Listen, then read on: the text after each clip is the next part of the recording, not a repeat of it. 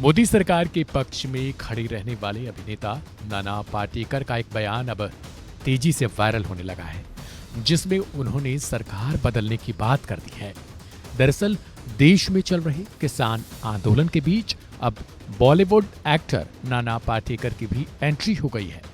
अभिनेता ने किसानों का समर्थन किया है। नाना पाटेकर ने किसानों से अपना फैसला लेते हुए सरकार चुनने की बात तक कह दी है। आज तक पर छपी एक रिपोर्ट के मुताबिक अभिनेता का कहना है कि अब वक्त है कि किसान कुछ मांगे नहीं, बल्कि ये खुद तय कर ले कि उन्हें देश में किसकी सरकार चाहिए। बता दें कि हाल ही में देश में लोकसभा चुनाव होने वाले हैं, जिसके लिए जल्द ही चुनाव तारीखों का ऐलान हो जाएगा। इस बीच मोदी सरकार और विपक्ष की जमकर एक दूसरे में बहसबाजी भी चल रही है। इसी के साथ अब नाना पाटेकर की भी एंट्री हो गई है। उन्होंने राजनीति में आने को लेकर भी बड़ा जवाब दिया है।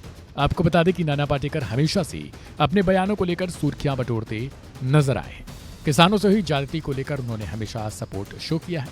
हालांकि इस बार उन्होंने किसानों का पक्ष लेते हुए कहा कि पहले 80 से 90% किसान थे, अब किसान 50% हैं। इसलिए सरकार से अब कुछ मांगने का समय नहीं है। अब मांगो मत, अब ये तय करो कि सरकार हमें किसकी लानी है।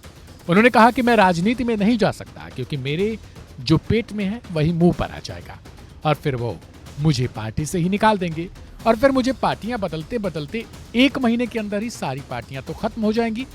जो हमें रोज खाना देता है उसकी किसी को पड़ी नहीं, तो हमें आपकी यानी सरकार की फिर क्या पड़ी है।